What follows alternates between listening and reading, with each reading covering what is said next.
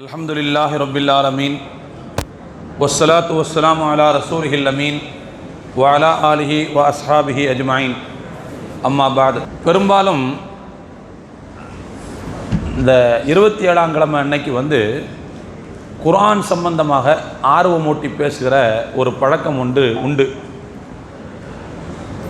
அந்த மரபை அடிப்படையாக வைத்து சில செய்திகளை நினைவுபடுத்துவதோடு வேறு சில முக்கியமான செய்திகளையும் நான் இன்ஷா அல்லாஹ் இந்த உரையின் வாயிலாக உங்களுக்கு தெரிவிப்பேன் என்பதை ஆரம்பத்தில் உங்களுக்கு நினைவுபடுத்திக் கொள்கிறேன். அருமையான தோழர்களே, திருக்குர்ஆன் என்பது அல்லாஹுவின் வேதம், இறை வேதம். உலகத்தில் ஒரு வேதம் என்னிடத்தில் எந்த சந்தேகமும் இல்லை என்கின்ற வார்த்தையை கொண்டு தொடங்குகிறது என்றால் அது குர்ஆனை தவிர வேறு எதுவும் இருக்காது. வேறு எந்த வேதத்திலையும் இப்படி ஒரு கான்ஃபிடென்ட்டான வார்த்தை இருக்குமான்னு பார்த்தீங்கன்னா இருக்குன்னு சொல்ல முடியாது. என்னிடத்தில் எந்த சந்தேகமும் இல்லை என்று மிக தெளிவாக என்ன செய்கிறது, திருக்குர்ஆன் டிக்ளேர் பண்ணுது. அந்த வார்த்தைக்கு என்ன அர்த்தம்னா, நீ சந்தேகப்பட்டா என்ன பொய்யில் நிரூபிக்கலாம் அப்படின்னு அர்த்தம். அதுக்கு உங்களுக்கு என் மேலே சந்தேகம் இருந்தால் நான் இறைவனுடைய வார்த்தை இல்லை, இறைவனுடைய கலாம் நான் கிடையாது, முஹம்மதுனுடைய கைச்சரக்கு, அவர் உருவாக்குனது அப்படின்னு நீங்கள் சந்தேகப்பட்டீங்கன்னா தாராளமாக நீங்கள் அதை நிரூபிக்கலாம், நான் தயாராக இருக்கிறேன் அப்படின்னு குர்ஆன் என்ன செய்து சொல்லாமல் சொல்லி கொண்டிருக்கிறது. அதனால தான் குர்ஆன் என்பது இறை வேதம் என்பதில் எந்த விதமான ஒரு புள்ளி அளவுக்கு கூட சந்தேகம் கிடையாது. அந்த அளவுக்கு குர்ஆன் என்பது இறை வேதம். இன்னைக்கு உலகத்தில் நீங்கள் நல்லா கவனிக்கலாம், இஸ்லாத்துக்கு எதிராக கோடிக்கணக்கான டாலர்கள் செலவழிக்கப்படுகின்றன. இஸ்லாத்துக்கு எதிராக இஸ்லாத்தை ஒரு தவறான ஒரு வடிவத்தை இஸ்லாத்திற்கு கொடுக்க வேண்டும் என்பதற்காக, இஸ்லாத்தின் பக்கம் மக்கள் அலை அலையாக வந்துவிடக்கூடாது என்பதற்காக, இஸ்லாத்திற்கு ஒரு பொய்யான தோற்றத்தை கொடுப்பதற்கு கோடிக்கணக்கான டாலர்கள் அன்னைக்கு மேற்கத்திய உலகம் செலவழித்துக் கொண்டிருக்கிறது.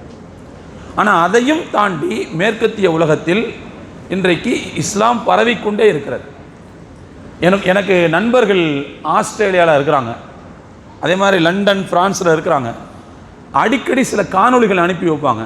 அந்த காணொளிகள் என்னன்னு பார்த்தீங்கன்னா, இன்னைக்கு மகரிபில் 3 பேர் இஸ்லாத்தை ஏற்றுக்கிட்டாங்க, இன்னைக்கு ஃபஜ்ரில் 2 பேர் இஸ்லாத்தை ஏற்றுக்கிட்டாங்க, இப்படியும் வரும். அவங்க களிமா சொல்லி கொடுக்குற அந்த ஃபோட்டோவை அந்த காணொலியை அப்படியே அனுப்பி வைப்பாங்க. இது தினம்தோறும் ஒவ்வொரு வக்திலையும் நடந்துக்கிட்டு இருக்கு. இன்னும் சொல்ல போனால் மேற்கத்திய நாடுகளில் ஊடகத்துறையில், சினிமா துறையில் இருக்கக்கூடிய நிறைய நடிகைகள் இஸ்லாத்தை நோக்கி வந்து கொண்டே இருக்கிறார்கள். அது இன்னைக்கு நேற்று ஆரம்பித்ததல்ல, சில வருடங்களாக ஆரம்பித்தது. தொடர்ந்து வந்து கொண்டே இருக்கிறார்கள். மேற்கத்திய நாடுகளை பொறுத்த வரைக்கும் அங்கே கொஞ்சம் மனித உரிமை, சுதந்திரம் இதெல்லாம் கொஞ்சம் அதிகமாக இருக்கும். அதனால் இந்த மாதிரி இஸ்லாத்துக்கு வர்றதை யாரும் தடுக்க முடியாது. அங்கே கண்டிப்பாக அவங்க தங்களுடைய தனி மனித உரிமை அப்படின்னு அதுக்கு போராட ஆரம்பிச்சிருவாங்க. அதனால் அதுக்கு நேரடியாக குறுக்க நிற்க மாட்டாங்க. ஆனால் வேறு வகையில் இதை தடுத்து அவர்கள் சில வேலைகளை செய்வார்கள். அப்படி அவங்க செய்கிற வேலை தான் என்னன்னு சொன்னால், இஸ்லாத்தை பற்றி தப்பும் தவறுமான பிரச்சாரங்களை பண்ணுறது. இஸ்லாம் என்பது அது அடிப்படைவாத மார்க்கம் என்று சொல்வது, அது சகிப்புத்தன்மை இல்லாத மார்க்கம் என்று சொல்வது, அவங்க தீவிரவாதம்னு சொல்கிறது, இந்த மாதிரி தப்பான வடிவங்களை இஸ்லாத்துக்கு கொடுக்கறதுக்காக கோடிக்கணக்கான டாலர்களை மேற்கத்திய உலகம் செலவழித்து கொண்டே இருக்கிறது. அது இன்னைக்கு நேற்று அல்ல, காலம் காலமாக செலவழித்து கொண்டே இருக்கிறது. இஸ்லாம் என்ன சொல்லுதுன்னா, அவ்வளவு எஃபர்ட்லாம் எடுக்காதீங்கன்னு சொல்லுது. இஸ்லாத்தை பொய்யாக்குறதுக்கு நீங்கள் அவ்வளவு கஷ்டம்லாம் பட தேவையில்லை, மாறாக ஒன்றே ஒன்று செய்யுங்க அப்படின்னு சொல்லுது குர்ஆன். என்ன சொல்லுதுன்னா, இந்த குர்ஆன் பொய்யானதுன்னு நிரூபிச்சிருங்க, இந்த குர்ஆன் அல்லாஹ்வுடைய வேதம் இல்லைன்னு நிரூபிச்சிருங்க. நிரூபிச்சிட்டிங்கன்னா எல்லாம் கீழே விழுது, சீட்டு கட்டு மாதிரி கீழே சரிஞ்சிடும். அதுக்கு பிறகு கஷ்டப்படவே தேவையில்லை என்று குர்ஆன் சொல்கிறது. அதனால தான் நீங்கள் குர்ஆனில் பார்த்தீங்கன்னு சொன்னால், நீங்கள் இந்த குர்ஆனை சந்தேகப்பட்டால் இது போன்ற ஒரு குர்ஆனை கொண்டு வாருங்கள் என்று குர்ஆன் சவால் விடுகிறது. இது போல ஒரு குர்ஆனை கொண்டு வாங்க, ஃபஅத்து மின் மிஸ்லிஹி, இது போல ஒரு குர்ஆனை கொண்டு வாருங்கள். அந்த குர்ஆனை கொண்டு வாங்கன்னு சொல்லக்கூடிய அந்த சேலஞ்சு வந்து இன்னைக்கும் குர்ஆனில் இருக்குது, இன்னைக்கும் இருக்குது. ஆனால் 1400 சுற்ற வருஷங்களாக இந்த சேலஞ்சை யாருமே முறியடிக்கலை. குர்ஆன் என்ன செஞ்சுச்சுன்னா, அதுக்கு பிறகு அந்த சேலஞ்சினுடைய அளவை கொஞ்சம் கம்மி பண்ணுச்சு. இந்த குர்ஆனை போல ஒரு குர்ஆனை கொண்டு தேவையில்லை, இந்த குர்ஆனில் இருக்கிற சூறாக்களில் ஒரு 10 சூறாவை போல கொண்டு வா அப்படின்னு அளவை குறைச்சிச்சு. ஃபல்யத்து பி அஷ்ரி சுவரின் மிஸ்லிஹி முஃப்தரயாத்தின், உங்களால் முடிந்தால் குர்ஆனில் உள்ள சூறாக்களை போல் ஒரு 10 சூறாவை புனைந்து நீங்கள் கொண்டு வாருங்கள். அதுவும் இன்னைக்கு குர்ஆனில் அந்த ஆயத்தில் அப்படி இருக்குது சேலஞ்சு. 1400 சுற்ற வருஷங்களாக யாரும் இந்த சேலஞ்சையும் டச் பண்ணவே இல்லை, அப்படியே இன்னும் இருக்குது. சரி, இதுவரைக்கும் கொண்டு வரலங்கிறதுனால குர்ஆன் அதுக்கு பிறகு என்ன செஞ்சுன்னு சொன்னா, இன்னும் அளவை குறைச்சிச்சு. 10 சூறா வேணாம், ஃபல்யத்து பி சூரத்தின் மிஸ்லிஹி, ஒரே ஒரு சூறாவை கொண்டு வாங்கன்னு சொல்லிச்சு. அதுக்கு பிறகு ஒத்த சூறாவை கொண்டு வா அப்படின்னு சொல்லிச்சு. 1400 சுற்ற வருஷங்களாக ஒத்த சூறாவையும் யாரும் கொண்டு வரல. அதுக்கு பிறகு குர்ஆன் என்ன செஞ்சுன்னு சொன்னா, ஒரு சூறான்னு சொல்லல, ஃபல்யத்து பி ஹதீஸின் மிஸ்லிஹி, இதுபோல் ஒரு தகவலை கொண்டு வான்னு சொல்லிச்சு. ஒரு தகவல்ங்கிறது ஒரு ஆயத்துன்னு வச்சுக்கலாம், ஒரு ஆயத்தையாச்சும் கொண்டு வா அப்படின்னு குர்ஆன் சொல்லிச்சு. தோழர்களே, இடைப்பட்ட காலத்தில் சில பேர் இந்த குர்ஆனை போல புனைந்து கொண்டு வருவதற்கு முயற்சி செய்தார்கள். ஆனால் அவர்கள் கொண்டு வந்த வசனங்கள் அவர்களுடைய ஆட்களாலேயே எள்ளி நகையாகப்பட்டன, நகைப்புக்குரியதாக கேலி பேசப்பட்டன. உதாரணமாக முஸ்லிமத்துல் கத்தாப்னு ஒரு தரம் தான், எனக்கு வஹி வருதுன்னு சொல்லிக்கிட்டு இருந்தான். அவனுடைய காலத்தில் இந்த குர்ஆனை போல, குர்ஆனில் உள்ள ஒரு சின்ன சூறாவை போல ஒரு சூறாவை அவன் கொண்டு வந்தான். குர்ஆனில் வந்து பார்த்தீங்கன்னு சொன்னால், ஒரு சூறாவை போல அவன் ஒரு சூறாவை கொண்டு வந்தான். அல் ஃபீலு மல் ஃபீலு உமா அதராக்க மல் ஃபீலு லஹு ஹுர்தூமுன் தவீலு வலஹு தனபுன் ஃபசீல், அந்த மாதிரி ஒரு வார்த்தை கொண்டு வந்தான். இந்த அல்காரியா து மல்காரியா இருக்குல்ல, அந்த சூறாவினுடைய அதே பேட்டர்னில் அவன் யானையை பற்றி ஒரு இதை கொண்டு வந்தான். யானைன்னா என்னன்னு தெரியுமா? அதுக்கு நீளமான தும்பிக்கை இருக்கும், உலகத்தில் யாருக்கு தான் தெரியாது. அதுக்கு வந்து ஒரு என்ன தொடப்பக்கட்ட மாதிரி வால் இருக்கும். அவனே என்ன செஞ்சான், அதெல்லாம் எழுதுனான். அதை கொண்டு வந்து நான் என்ன செஞ்சிருக்கிறேன், ஒரு குர்ஆனுடைய ஒரு சூறாவுக்கு இணையாக நான் ஒன்று கொண்டு வந்திருக்கிறேன்னு சொல்லி கொண்டு வந்து இது அரபுகள்கிட்ட கொண்டு வந்து கொடுத்த உடனே அரபுகள் எல்லோரும் கேலி பேசி சிரிச்சாங்க. அல்காரியா து மல்காரியாங்கிற அந்த சூறா சொல்லக்கூடிய செய்தி என்ன, அது எடுத்து வைக்கக்கூடிய தகவல் என்ன, அதுக்கு இணையாக நீ கொண்டு வந்தேன்னு சொல்லக்கூடிய இந்த யானையை பற்றி பேசுகிற நீ கொண்டு வந்த இது இதை பேசுது அப்படின்னு சொல்லி அவனை மூஞ்சில காரி துப்பாத குறையாக அவன் என்ன செஞ்சாங்க, வரலாறுல அவனை இழிவுபடுத்தினாங்கன்னு சொல்லி வரலாறு பார்க்குறோம். அப்போ இடைப்பட்ட காலத்தில் இதுபோல் கொண்டு வருவதற்கு முயற்சி செய்தவர்கள் கூட அவர்கள் இழிவை சம்பாதித்தார்கள் என்பதுதான் வரலாற்றினுடைய பதிவாக இருந்து கொண்டிருப்பதை பார்க்கிறோம். அப்போ எனவே யாரும் கொண்டே வரல.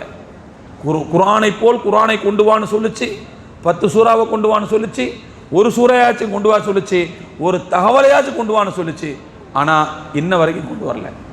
இன்னைக்கு பார்த்தீங்கன்னு சொன்னால் ஏஐ உலகம் இது இல்லையா, ஆர்டிஃபிஷியல் இன்டெலிஜென்ஸ் உலகம். இன்னைக்கு எல்லாத்தையும் ஏஐல செஞ்சிடலாங்கிறான்.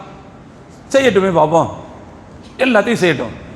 இதே மாதிரி குர்ஆன் இப்பவும் சொல்லுது, ஒரே ஒரு தகவல், உன்னுடைய ஏஐ எல்லா திறமையும் என்ன செய்ய பயன்படுத்து.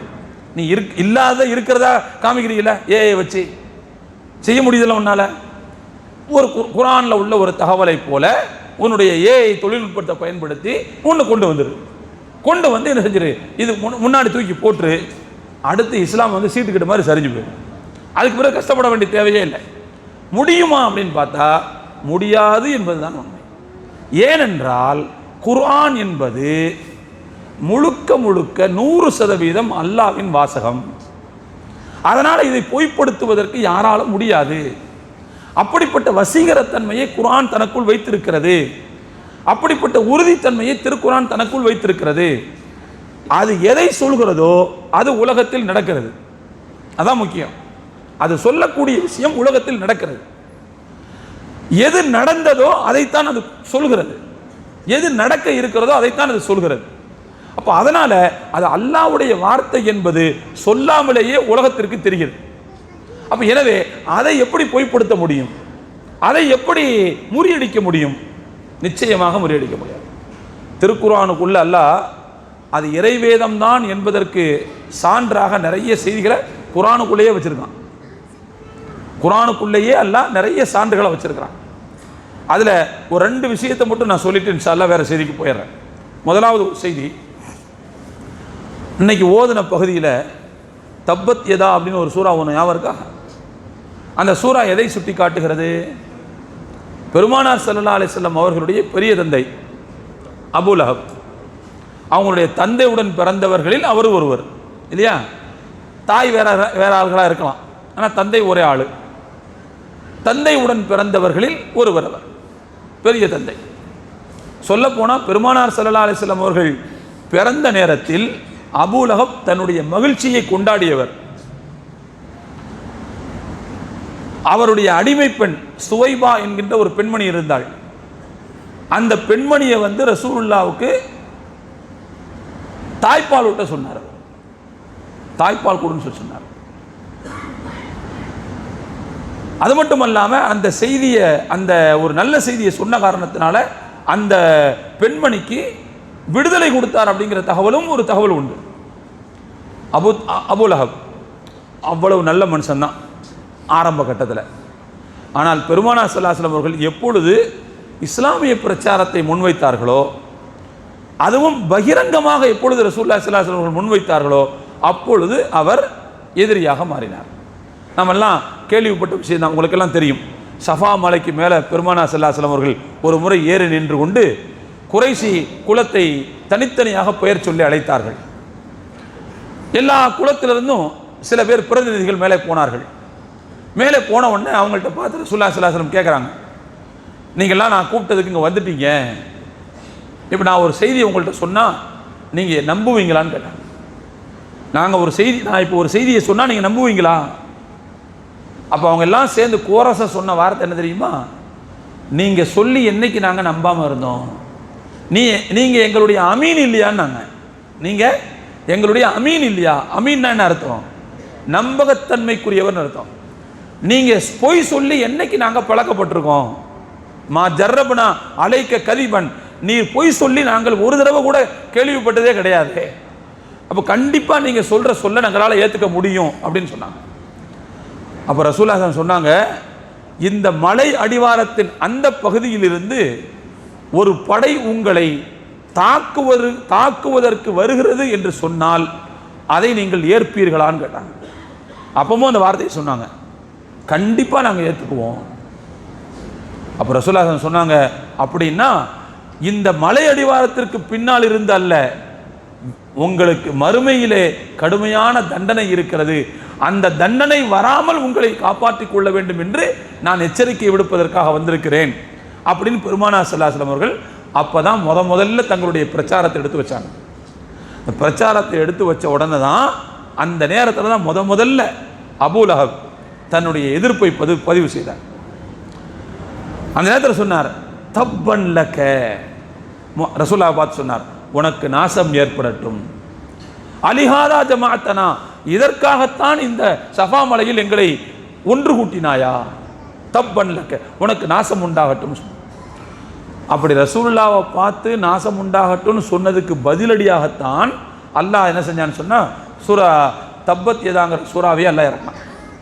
இன்னைக்கு நாம் ஓதுனமே தப்பத் யதா சூறா, அந்த சூறா இது அல்லாஹ்வுடைய வேதம் என்பதற்கான ஒரு பெரிய சான்று. எப்படி சான்று அப்படின்னா, நீங்கள் நல்லா கவனிக்கணும்.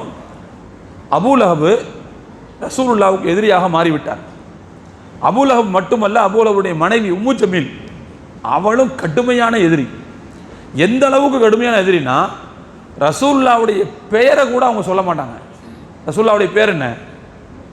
முஹம்மது. முஹம்மதுன்னு சொன்னாலே என்ன அர்த்தம்? புகழுக்குரியவர்னு அர்த்தம். ஆனால் அந்த பேரை சொல்லிட்டா நம்மளையும் அறியாமல் அவரை புகழ்கிறோங்கிறதுனால அந்த பேரை கூட சொல்ல மாட்டாங்க. அதுக்கு மாற்றமாக என்ன சொல்லுவாங்கன்னா, அந்த பேருக்கு நேரம் ஆப்போசிட் பேரை சொல்லுவாங்க, முதம்மம்னு சொல்லுவாங்க. முஹம்மது அப்படின்னா புகழுக்குரியவர், அதுக்கு நேரம் ஆப்போசிட் முதம்மம். முதம்மம்னா இகழுக்குரியவர்னு அர்த்தம்.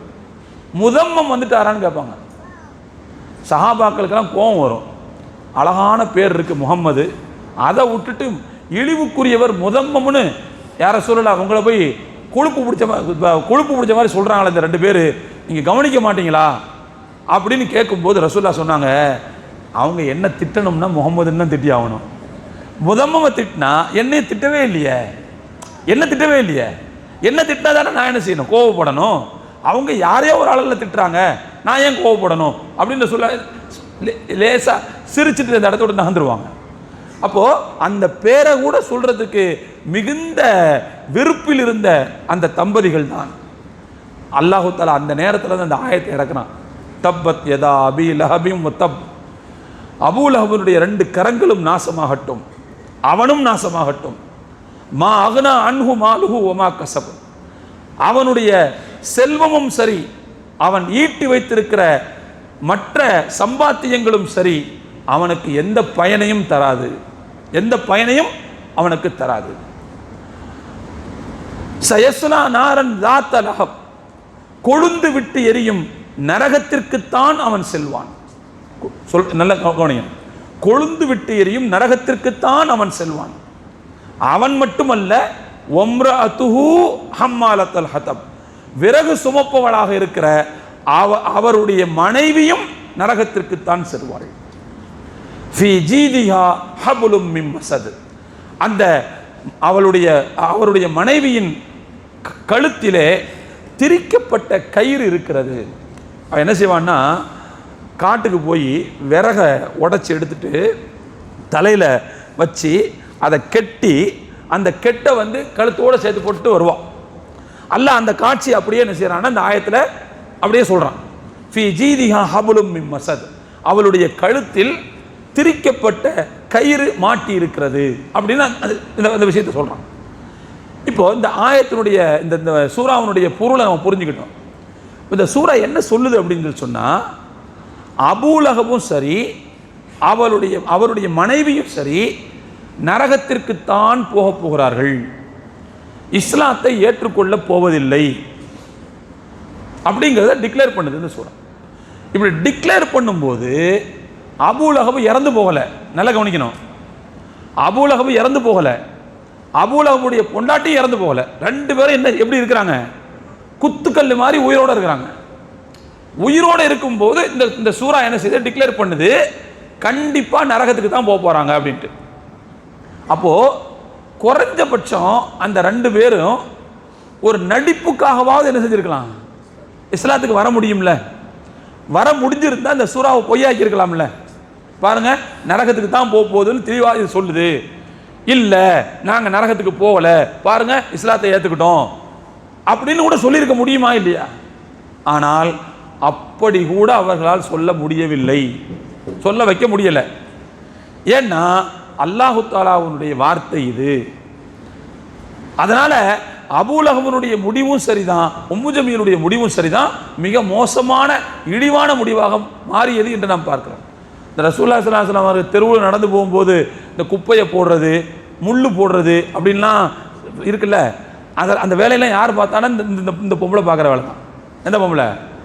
இந்த உம்மு ஜமீல் பார்க்குற வேலை தான். கரெக்டாக ரசூலுல்லாஹ்வுடைய அந்த வீட்டிலேருந்து காபாவுக்கு வர்ற வழியில் தான் இந்த ஆட்களுடைய வீடு இருக்குது. அந்த இப்போ கூட போய் பார்த்தீங்கன்னா தெரியும், ரசூலுல்லாஹ்வுடைய வீட்டு தான் ஒரு லைப்ரரியாக வச்சுருக்கிறாங்க. நீங்கள் அந்த அந்த பகுதியிலேருந்து வந்தீங்கன்னு சொல்லி சொன்னால் சஃபா வழியாக உள்ளே வரலாம், அதைத்தான் கடந்து வருவாங்க. புரிஞ்சுங்களா?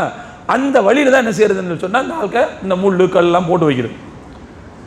அப்போது இந்த மாதிரி கடைசி வரைக்கும் ரசூலுல்லாஹ்வுக்கு தொல்லை கொடுத்தே தங்களுடைய வாழ்க்கையை நாசமாக்கினவங்க தான் அவங்க.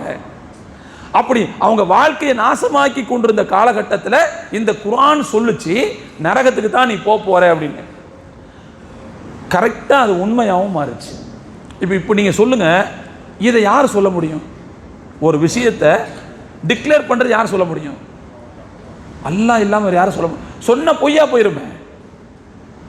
பெருமானார் ஸல்லல்லாஹு அலைஹி வஸல்லம் அவர்கள் தங்களுடைய இஷ்டத்துக்கு சொல்லியிருந்தா கூட அது பொய்யா போகிறதுக்கு வாய்ப்பு இருக்குமே, அல்லாஹ் சொல்லாம. அப்போ எனவே அல்லாஹ்வுடைய வேதம் தான் என்பதற்கு இதுபோல் குர்ஆனில் நிறைய ஆதாரங்கள் இருக்கின்றன. இன்னொரு இடத்துல கூட ஒரு இடத்துல அல்லாஹ் சொல்லுவான், அலிஃப் லாம் மீம் குலிபத்திர் ரூம் ஃபி அத்னல் அர்தி வஹும் மின் பஅதி கலபிஹிம் சயக்லிபூன். அல்லாஹ் சொல்கிறான், ரோமானிய வல்லரசு வெற்றி பெற்று விட்டது. ரோமானிய வல்லரசு வெற்றி பெற்று, அதாவது தோற்றுவிட்டது. ஒலிபத்திர் ரூம், ரோமானிய வல்லரசு தோற்றுவிட்டது. ஒஹும் மின் பஅதி கலபிஹிம் சயக்லிபூன், இப்போ அவங்க தோற்றுருக்கலாம், ஆனால் விரைவில் அவர்கள் வெல்வார்கள். உங்களுக்கு தெரியும், அன்னைக்கு ரசூலுல்லாஹ்வுடைய காலத்தில் வந்து 2 வல்லரசு இருந்துச்சு, பாரசீக வல்லரசு, ரோமானிய வல்லரசு. அவங்க 2 பேருக்கு இடையில எப்போதும் சண்டை நடந்துக்கிட்டே இருக்கும். ஒரு தடவை இவங்க ஜெயிப்பாங்க, ஒரு தடவை அவங்க ஜெயிப்பாங்க. இதில் நல்லா கவனிக்கணும், ரோமானிய வல்லரசு வந்து வேதக்காரர்கள், பாரசீக வல்லரசு வந்து முழுக்க முழுக்க நெருப்பு வணங்கிகள், இணை வைப்பாளர்கள்.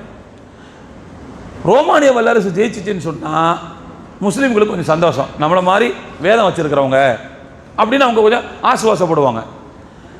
ஆனால் பாரசீக வல்லரசு ஜெயிச்சிருன்னு சொன்னால் இணை வைப்பாளர்கள் சந்தோஷப்படுவாங்க, நம்ம ஆளு, நம்ம பிளட்டு அப்படின்னு அவங்க சந்தோஷப்படுவாங்க. இப்போ நான் சொல்கிற இந்த ஆயத்து இறங்கின அந்த சந்தர்ப்பத்தில் வந்து ரோமானிய வல்லரசு தோற்று போச்சு, பாரசீக வல்லரசு தான் ஜெயிச்சிச்சு.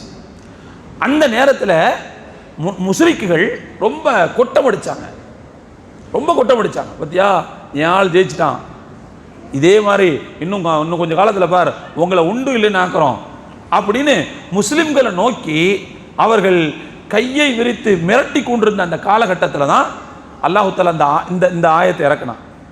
அலிஃப் லாம் மீம் குலிபத்திர் ரூம், இப்பொழுது ரோமானிய வல்லரசு தோல்வியை தழுவி இருக்கிறது, ஆனால் வஹும் மின் பஅதி கலபிஹிம் சயக்லிபூன், இப்பொழுது தோல்வியை தழுவியதற்கு பிறகு விரைவில் அவர்கள் வெற்றி பெறுவார்கள். அதுவும் எப்போ வெற்றி பெறுவார்கள்? ஃபி பில்இ சினீன், சில ஆண்டுகளுக்குள் வெற்றி பெறுவார்கள், சில ஆண்டுகளுக்குள் வெற்றி பெறுவார்கள். இந்த ஆயத்து இறங்குச்சுல்ல, இந்த ஆயத்து இறங்கின உடனே ஹஜ்ரத் அபூபக்கர் சித்திக் ரலியல்லாஹு அவங்களுக்கு நேராக முஸ்லிக்குகள்கிட்ட போனாங்க. ஏன்னா அவங்க தான் என்ன செஞ்சாங்கன்னு சொன்னால் முஸ்லீம்களை மூக்கு சொரிஞ்சு விட்டாங்க.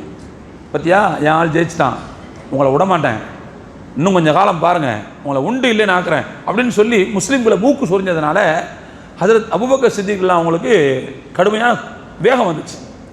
இப்போ அல்லாஹ் ஆயத்தை இறக்கிட்டான்ல, இப்போ வேணா தோல்வி, இன்னும் சீக்கிரத்தில் ஜெயிச்சிருவாங்க அப்படின்னு உடனே இந்த ஆயத்தை தூக்கிக்கிட்டு முஸ்லிக்கிட்ட போனாங்க, இணை வைப்பாளர்கள்ட்ட போனாங்க. போய் அவங்கள்ட்ட சொன்னாங்க, எங்களை நீ அடிக்கிறேன்னு சொல்கிறியா, எங்கள் குர்ஆன் சொல்லியிருக்குது சீக்கிரத்தில் அந்த ரோமானியர்கள் வெற்றி பெறுவார்கள் என்று சொல்லி. அப்போ அவங்க என்ன செஞ்சுட்டாங்கன்னு சொன்னால் அவங்கள்ட்ட பந்தயம் கட்டிட்டு வந்துட்டாங்க. என்னென்ன, நாங்கள் விரைவில் ஜெயிப்போம், எங்கள் ஆட்கள் விரைவில் ஜெயிப்பார்கள் அப்படின்னு பந்தயம் கட்டிட்டு வந்துட்டாங்க. அல்லாஹ் சொல்கிறான் குர்ஆனில் சில ஆண்டுகள்னு. இவங்களாம் முடிவு பண்ணி என்ன செஞ்சுட்டாங்கன்னு சொன்னால் ஒரு 3 வருஷம் 4 வருஷம் ஏதோ கணக்கு வச்சு 3 வருஷத்துக்கு ஜெயிச்சிருவாங்கன்னு பந்தயம் கட்டிட்டு வந்துட்டாங்க. வந்து ரசூலுல்லாஹ்ட்ட வந்து சொல்கிறாங்க, யார் ரசூலுல்லாஹ், இந்த மாதிரி விஷயம் நான் சொல்லிட்டு வந்திருக்கிறேன். ரசூலுல்லாஹ் சொன்னாங்க, உங்களை யார் போய் பந்தயம் கட்ட சொன்னா, அது 3 வருஷம் உங்களை யார் முடிவெடுக்க சொன்னா, அப்படிலாம் செய்யக்கூடாது. அல்லாவே பில்இ சினீன்னு சொல்லியிருக்கிறான். பில்இ சினீன்னா சில ஆண்டுன்னு அர்த்தம். சில ஆண்டு அப்படிங்கிறதுக்கு என்ன அர்த்தம்னா 3லேருந்து 9 வரைக்கும் இருக்குது. அதனால் போய் பந்தயத்தை மாற்றி 9 வருஷம் வரைக்கும் அப்படின்னு சேர்த்து செஞ்சுட்டு வாங்க போங்க அப்படின்னு அனுப்பி விட்டாங்க. அதுக்கு பிறகு வந்து அவங்க மாற்றி 9 வருஷம்ட்டு போனாங்க. ஆனால் அந்த 9 வருஷத்துக்கு முன்னாலேயே அல்லாஹு தஆலா அதே போல் மறுபடியும் ரோமானிய வல்லரசு வெற்றி பெறக்கூடிய சூழ்நிலையை அல்லாஹ் ஏற்படுத்தினான். அதுவும் கரெக்டாக எப்போ ஏற்படுத்தினான் தெரியுமா? ஹிஜ்ரி 2வது ஆண்டு ரமலான் மாதம் பிறை 17 பத்ர் போர் நடந்த அந்த பகல் நேரத்தில் இங்கே முஸ்லிம்களுக்கு இணை வைப்பாளர்களுக்கு எதிராக வெற்றி, அங்கே பாரசீகர்களுக்கு எதிராக ரோமானியர்களுக்கு வெற்றி. ஒரே நாளில் நடந்துச்சு, ஒரே நாளில் நடந்துச்சு. அதே ரமலான் 17 இங்கே முஸ்லிம்களுக்கு எதிராக முஸ்லிம்களுக்கு வெற்றி. இவங்க யாருக்கு பந்தயம் கட்டினாங்களோ அங்க அவங்களுக்கு அதே நல்ல அங்க வெற்றி. அல்லாஹ் தஆலா என்ன செஞ்சான் சுட்டி காட்டு. அல்லாஹ் அதே குர்ஆன்ல சொல்றான், லில்லாஹில் அம்ரு மின் கப்லு வ மின் பஅது வ யௌம இதின் யஃப்ரஹுல் முஃமினூன். இதற்கு முன்பும் சரி இதற்கு பின்பும் சரி அதிகாரம் அல்லாஹ்வுடைய கையில் இருக்கிறது. அவ்வாறு அந்த ரோமானியர்கள் வெற்றி பெறக்கூடிய நாளில் இங்கே முஸ்லிம்கள் சந்தோஷப்படுவார்கள் அல்லாஹ் சொன்னான். அதே சந்தோஷத்தை அல்லாஹ் கொடுத்தான். எந்த சந்தோஷம்? அவங்க ஜெயிக்கிறதுனால மட்டும் சந்தோஷம் இல்ல, இங்க இணை வைப்பாளர்களுக்கு எதிராக பத்ர் போர்ல ஒரு வெற்றியை கொடுத்து அந்த சந்தோஷத்துக்கு மேல சந்தோஷத்தை அல்லாஹ் இரட்டிப்பு மகிழ்ச்சி எல்லாம் அவங்களுக்கு கொடுத்தான். இப்போ இந்த இடத்துல நல்லா கவனிக்கணும், அல்லாஹு தஆலா திருக்குர்ஆன்ல விரைவில் அவர்கள் வெற்றி பெறுவார்கள்னு சொன்னான். இது ஒரு மனுஷ வார்த்தையாக இருந்தா கண்டிப்பா பலிச்சிருக்காது.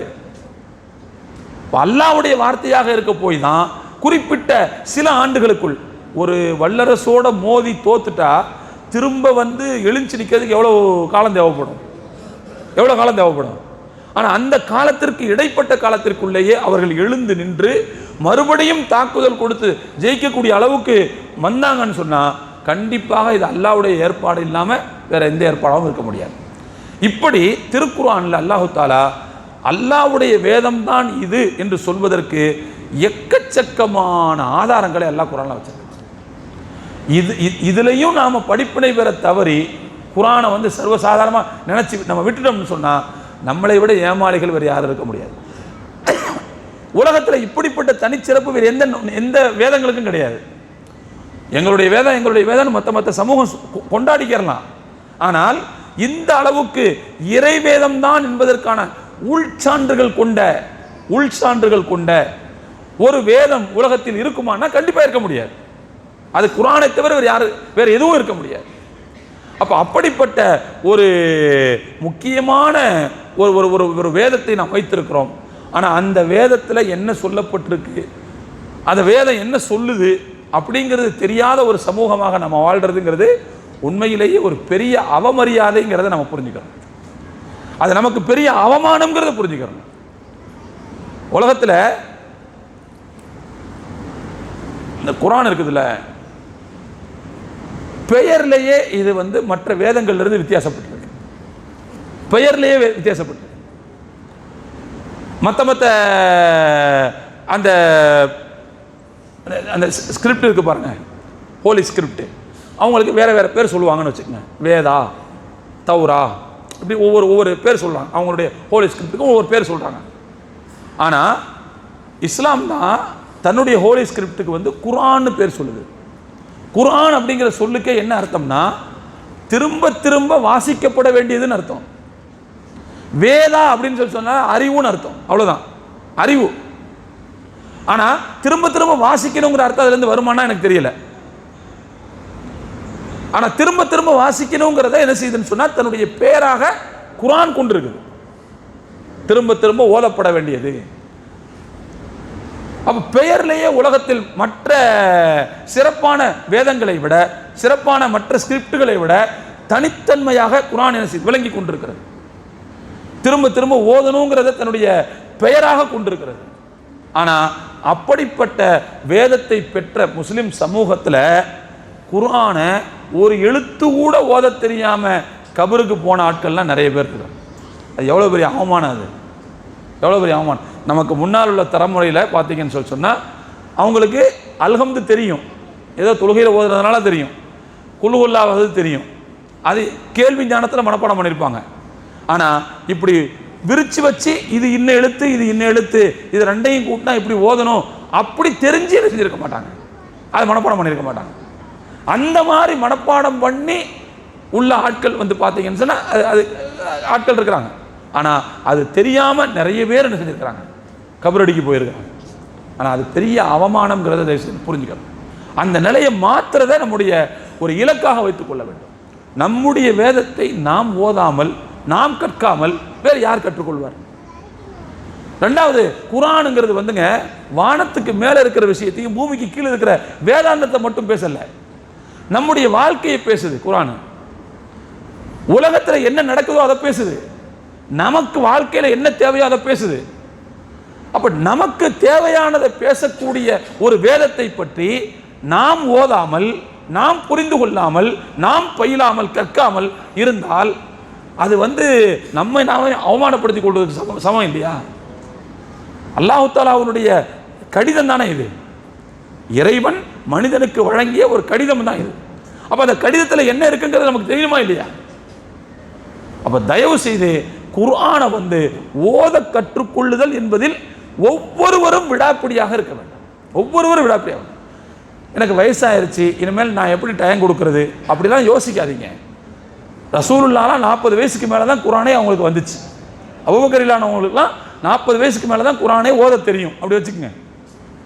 அதை விட அவங்களுடைய தகப்பனார்லாம் இன்னும் அதிகமான வயசுக்கு பிறகு தான் குர்ஆனை ஓத கற்றிருப்பாங்க.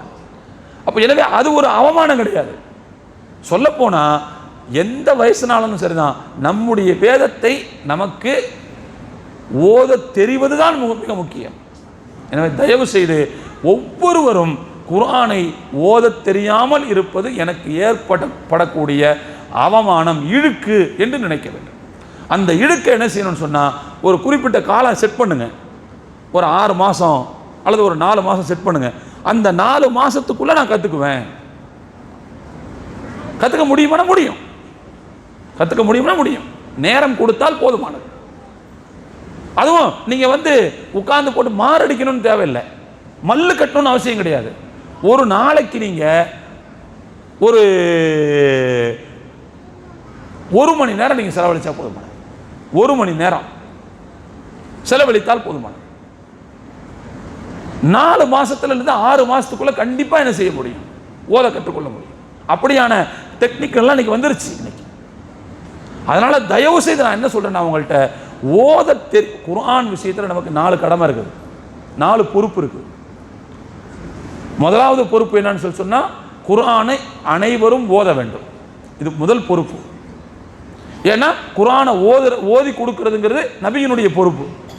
அப்போ அவங்க வந்த உடனே முதல்ல என்ன செஞ்சிருவாங்க? ஓதி காட்டிடுவாங்க. அப்போ அவங்க ஓதி காட்டினாலே நம்ம எல்லாம் ஓதணும்னு அர்த்தம். அப்போ முதல் பொறுப்பு குர்ஆனை ஓதுறது. 2வது, எதை நாம் ஓதுகிறோமோ அதை உள்வாங்க வேண்டும், 2வது பொறுப்பு.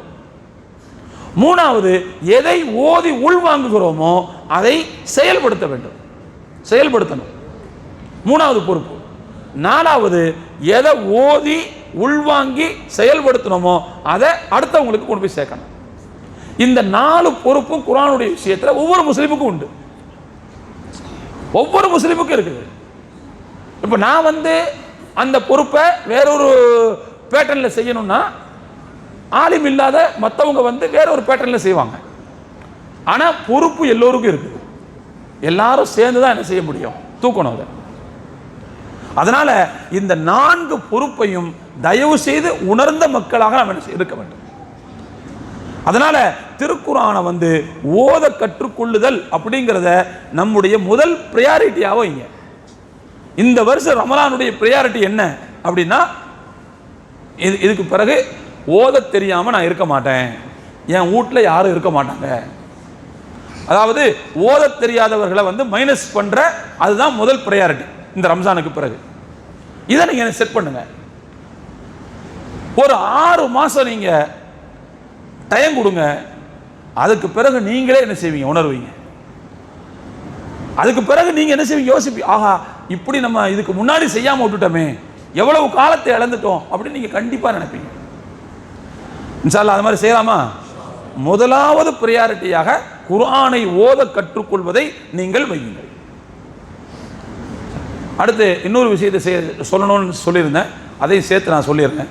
அருமையான தோழர்களே, நம்மள்ட்ட ஒரு பழக்கம் ஒன்று இருக்குது. 27 அன்னைக்கு அப்படின்னா அது ஒரு லைலத்துல் கதர் அப்படிங்கிற மாதிரியான ஒரு கற்பனையில் நிறைய பேர் நம்ம வர்றது. கற்பனைன்னு சொல்ல முடியாது, அன்னைக்கு இருக்கிறதுக்கு வாய்ப்பு இருக்குதுன்னு வச்சுக்கோங்க. 27ங்கிறது சில விஷயங்களில் சுட்டி காட்டப்பட்டிருக்கிறதுனால அன்னைக்கு இருக்க வாய்ப்பு இருக்குது. ஆனால் அன்னைக்கு தாங்கிறது கன்ஃபார்ம்லாம் கிடையாது. எப்போ பெருமானார் ஸல்லல்லாஹு அலைஹி வஸல்லம் அவர்கள் ஒற்றைப்படை இரவுகளில் தேடிக்கொள்ளுங்கள் என்று சொல்லிவிட்டார்களோ அது சுற்றி சுற்றி தான் வரும். இருக்கிறதுல 27 வர்றதுக்கு கொஞ்சம் சான்ஸ் அதிகமாக இருக்குது அப்படின்னு வேணால் எடுத்துக்கலாம். ஆனால் அதுவும் கன்ஃபார்ம்னு சொல்ல முடியாது. புரிஞ்சுங்களா? அதனால் நான் என்ன சொல்ல வரேன்னா, இந்த 27 அன்னைக்கு நிறைய வர்ற பழக்கம் நம்மள்கிட்ட கொஞ்சம் இருக்குது. அந்த மாதிரியான சகோதரர்களுக்கு ஒரு செய்தியை சேர்த்து சொல்லிக்கிறேன். அல்லாஹ் என்பவன் வெறும் 27க்கு மாத்திரமானவன் கிடையாது. அல்லாஹ் என்பவன் 27க்கு மாத்திரமானவன் கிடையாது. இன்னும் சொல்ல போனால் ரமலானுக்கு மாத்திரமானவன் கிடையாது. எல்லா காலத்திலேயும் அவன் தான் இறைவன். ரமலானில் மட்டும் அவன் நமக்கு ரிஸ்க் தரதில்லை. எல்லா காலத்தையும் அவன் தான் ரிஸ்க் தரணும். எல்லா காலத்திலையும் அவன் தான் நமக்கு நோயை குணப்படுத்தணும். எல்லா காலத்திலையும் அவன் தான் நமக்கு ரிஸ்க் அளக்கணும். அவனுடைய உதவி இல்லாமல் ஒரு நிமிஷமும் கிடையாது. மூச்சு விடுறதுக்கு அல்லாஹ்வுடைய உதவி இல்லாமல் எப்படி முடியும்? அப்ப எனவே ரமலானோடு அல்லாஹ் என்ன சுருக்கிறாதீங்க. நம்முடைய சூழ்நிலை எப்படி இருக்குதுன்னு சொன்னா, ரமலான் வந்துருச்சுன்னு சொன்னா அல்லாஹ் என்ன செய்யறான்னா சைத்தான் ஃபுல்லாக கட்டி போட்டுறான் இல்லையா? தடங்கல்களை ஃபுல்லாக அல்லாஹ் தஆலா தடுத்து எரிஞ்சிடறான். ஆனா அது எதுக்கு அல்லாஹ் செய்யறான்னா, மற்ற காலத்திலையும் இந்த பயிற்சியை கொண்டு போறதுக்காக தான் அல்லாஹ் நமக்கு இப்படிப்பட்ட ஒரு வேலையை செஞ்சு கொடுக்குறான். ஆனால் நாம என்ன செய்யறோம்னா இந்த காலத்துக்கு மட்டும் செஞ்சுட்டு விட்டுறோம். இப்போ உதாரணமாக ஒருத்தர் வந்து டிரைவிங் பழகிறாருன்னு வைங்களேன். அவர் எல்எல்ஆர் பீரியடில் இருக்கும்போது அவருக்கு சில சலுகைகள் உண்டு. எப்படி நம்மெல்லாம் ரம்ஜானில் வந்து எல்எல்ஆர் பீரியடில் இருக்கணும்னு வச்சுக்கோங்க. அதனால தான் சைத்தான்லாம் எல்லாம் என்ன செஞ்சிடறான், தடுத்துடுறான். குறுக்கால வர்றதில்லை சைத்தான்லாம். எந்த சைத்தானும் குறுக்கால வர்றதில்லை. நம்ம பாட்டுக்கு என்ன செய்வோம், ஹைவேல போய்கிட்டே இருப்போம் வேகமாக, எந்த பிரச்சனையும் கிடையாது. ஆனால் ரம்ஜான் முடிஞ்சிருச்சுன்னா எல்லா சைத்தானும் குறுக்க ஆரம்பிச்சிடுவான். அப்போ எல்எல்ஆர் பீரியட் கிடையாது. இப்போ நான் எதுக்கு சொல்ல வரேன்னா, நாம எல்லா காலத்திலேயும் சீராக நம்முடைய அமல்களை செய்வதற்கு ஏற்ற ஒரு பயிற்சியை பெற வேண்டும் என்பதற்காகத்தான் ரமலானில் தடங்கள் இல்லாமல் போகட்டுங்கிறதுக்காக சில ஏற்பாடுகள் எல்லாம் செய்கிறான். இப்போ நாம் என்ன செய்யணும்னா, நான் அமல் செய்யணும்னாலே தடங்கள் இல்லாமல் இருந்தால் தான் அமல் செய்வேன். தடங்கள் வந்துட்டு அமல் செய்ய மாட்டேன். நான் கார் ஓட்டணுன்னா எனக்கு முன்னாடி ரோட்டில் யாரும் போகவே கூடாது, நான் மட்டும்தான் போய்கிட்டே இருப்பேன். எனக்கு முன்னாடி கார் அங்கிட்டுக்கிட்டு வண்டி கிண்டி வந்துச்சுன்னா என்னால் ஓட்ட முடியாது அப்படின்னா நம்ம டிரைவரே கிடையாது. புரிஞ்சுங்களா? பயிற்சி எடுத்ததுக்கு பிறகு எவ்வளோ டிராஃபிக்காக இருந்தாலும் ஓட்டணும். இப்போ அதே மாதிரி ரமலானில் நாம் பயிற்சி எடுத்துருக்குறோம். இந்த பயிற்சி என்பது இதோடு நின்றக்கூடாது. இந்த பயிற்சி என்பது என்ன செய்யணும், ரமலானுக்கு வெளியில் நடக்கணும். அது அப்போ தான் இந்த பயிற்சிக்கான அர்த்தமே இருக்குது. அப்போ எனவே தயவு செய்து நான் என்ன சொல்ல வரேன்னா, அல்லாஹ்வை எல்லா காலத்திலையும் வழிபடும். இன்னும் சொல்ல போனால் இறைவனை வந்து ஒருவர் எவ்வளவு அதிகமாக வழிபடுகிறார் என்பது முக்கியம் கிடையாது, எவ்வளவு குவாலிட்டியாக வழிபடுறாருங்கிறது தான் முக்கியம்.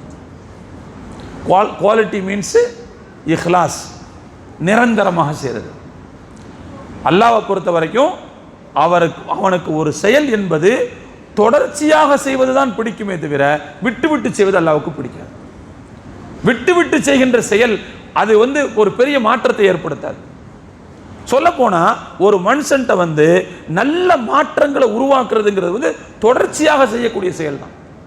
ஏன் அல்லாஹ் தஆலா நமக்கு 30 நாள் தொடர்ச்சியா நோன்பு தந்திருக்கிறான்? ஏன் 30 நாள் தொடர்ச்சியா தரணும்? ஒரு 3 மாசம் மொத்தமா வச்சு இந்த 3 மாசத்துக்குள்ள ஒரு 30 நாள் பிடிச்சிக்கங்க, விரும்பின நாள் பிடிச்சிக்கன்னு சொல்லியிருக்கலாம்ல.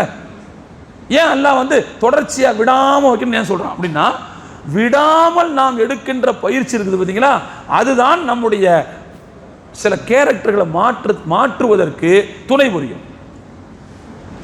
அப்ப எனவே விடாமல் செய்யக்கூடிய அமல் தான் அல்லாஹ்ட்ட அதிகமாக ஒப்புக்கொள்ளப்படும். நபி ஸல்லல்லாஹு அலைஹி வஸல்லம் சொன்னாங்க, அல்லாஹ்வுக்கு மிகவும் பிடித்தமான செயல் என்பது அதுவமுஹுன்னு சொன்னாங்க. நிரந்தரமாக தொடர்ச்சியாக செய்யப்படக்கூடிய செயல். ஒயின் கல்ல, அது குறைவாக இருந்தாலும் சரிதான். அல்லாஹ் வந்து கழுத விட்டேனாலும் கை நிறைய கேட்கிற கேஸ் கிடையாது. அல்லாஹ் கை நிறைய எனக்கு வேணும்னு கேட்க மாட்டான். அல்லாஹ் மாறாக நீ கொஞ்சமா கொடுத்தாலும் குவாலிட்டியா கொடு, தொடர்ச்சியா கொடு அப்படிங்கிறத அல்லாஹ் எதிர்பார்க்கணும். அதுதான் அல்லாஹ்வுக்கு ரொம்ப பிடித்தமான செயல். எனவே அருமையான தோழர்களே, நாம் ரமலானிகளாக இருக்கக்கூடாது. 27க்காக இபாதத் செய்யக்கூடியவர்களாக இருக்கக்கூடாது. 27 போக்குவரத்து எல்லாம் அல்லாஹ் எப்பொழுதும் நன்மை செய்ய வேண்டும் என்பதற்காக இறைவன் நமக்கு கூட கொஞ்சம் தரக்கூடிய ஒரு கிஃப்ட் தான் அது. ஒரு பம்பர் பரிசுன்னு வச்சுக்கோங்க. வெறும் பம்பர் பரிசுக்காக மட்டுமே வந்துட்டு போகக்கூடாது, வெறும் சலுகைக்காக மட்டுமே வந்துட்டு போகக்கூடாது. சலுகைக்காக மட்டுமே வந்துட்டு போனால் கடைசியில் என்ன ஆயிரும்னா நம்ம நன்றி கெட்ட அடியார்களாக ஆயிடுவோம். சலுகை இருந்தால் மட்டும்தான் நம்ம பயன்படுத்துவோம், இல்லைன்னா கிடையாதுன்னு ஆகி போயிடும். அப்போ அல்லாஹ் சலுகையும் ஏற்றுக்கொள்ள வேண்டும், எல்லா சலுகை இல்லாத காலங்களிலேயும் என்ன செய்ய ஏற்றுக்கொள்ள வேண்டும். நான் ஏற்கனவே ஒரு நாள் உங்களுக்கு சொல்லியிருக்கிறேன், அல்லாஹ் நமக்கு எவ்வளவு நன்மைகளை தர்றான். ஒரு நன்மைக்கு 10 முதல் 700 மடங்கு வரை தருகிறான். இந்த 700ங்கிறது ரம்ஜான்ல மட்டும் தர்றது இல்லையே, எல்லா காலத்திலையும் தர்றது தானே. எல்லா காலத்திலையும் தான் நல்லா தர்றான்.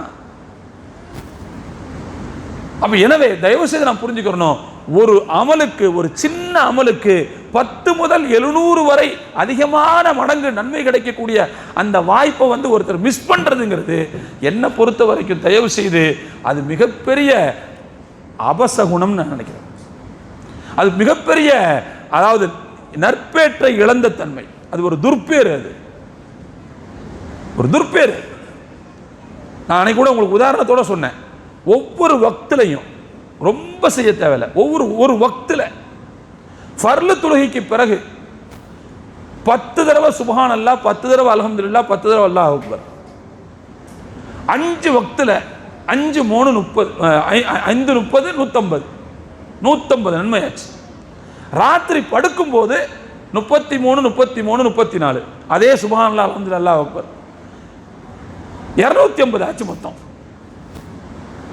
1க்கு 10 நன்மைன்னு வச்சிங்கன்னா 2500 நன்மையாச்சு. நீங்க வெட்டி முறிக்க தேவையில்லை. ஃபர்லு தொழுகைக்கு பிறகு சுப்ஹான் அல்லாஹ் அல்ஹம்துலில்லாஹ் அல்லாஹு அக்பர், படுக்கும் போது இதே 3 வார்த்தையை ஒரு தடவை ஓதுறது. இதுல ஒரு நாளைக்கு 2500 நன்மை சம்பாதிக்க முடியும் ஒரு நாளைக்கு. அப்போ இதை இழக்கிறதுங்கிறது ஒரு துர்பேர் இல்லையா? ரொம்ப ஈஸியா கிடைக்கிறது இல்லை, இது கஷ்டம் இல்லாம கிடைக்கிறது இல்லை. நம்ம இதுக்கு எவ்வளவு நேரம் அதிகமாக செலவழிச்சிட போறோம்? எவ்வளவு நேரம் அதிகமாக செலவழிச்சிட போறோம்? ஒரு 10 நிமிஷம் ஃபர்லு தொழுகைக்கு ஒதுக்குறது 10 நிமிஷம் தான் அது நம்ம செலவழிக்கிற நேரம்.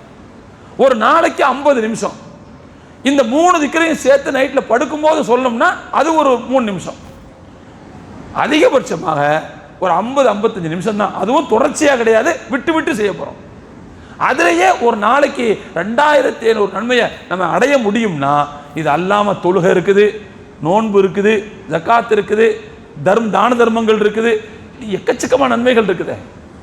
அப்ப தயவு செய்து இதை நாம் மற்ற காலங்களில் இழப்பது என்பது கண்டிப்பாக நாம் நற்பேற்றை இழக்கிறோம்னு அர்த்தம். தயவு செய்து கலோக்கியல் பாஷையில் சொல்றதாதான் நமக்கு நாமே மூதேவித்தனத்தை இழுத்துக் கொள்கிறோம்.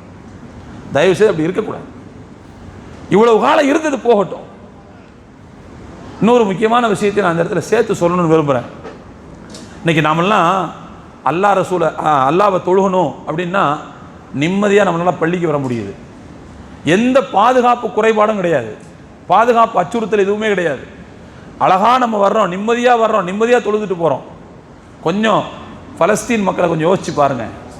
அவங்களால 5 வக்து தொழுகையை உயிர் பாதுகாப்பு இல்லாமல் தொழ முடியுமா? அவங்களால உயிர் பாதுகாப்பு அச்சம் இல்லாமல் தொழ முடியுமா? அவங்களால வெளியில் அவங்களால நிம்மதியாக தொழ முடியுமா? சைனா முஸ்லீம் எடுத்துக்கங்க, உய்குர் முஸ்லீம் எடுத்துக்கங்க, அவங்கெல்லாம் எவ்வளவு பயந்துக்கிட்டு தொழுகிறாங்க. ஒன்றும் தேவையில்லை. நம்ம வடநாடு எடுத்துக்கங்க, வடநாட்டை எடுத்துக்கோங்க, ஊப்பி எடுத்துக்கங்க, ஊப்பியில் நிம்மதியாக தொழ முடியுதா? இங்க அப்படிப்பட்ட நிலைமை வரத்துக்கு எவ்வளவு காலம் ஆகும்? தயவு செய்து பாதுகாப்பு, சட்டம் ஒழுங்கு சரியாக இருப்பது என்பது ஒரு பெரிய நிஅமத். அதை நம்ம புரிஞ்சுக்கணும்.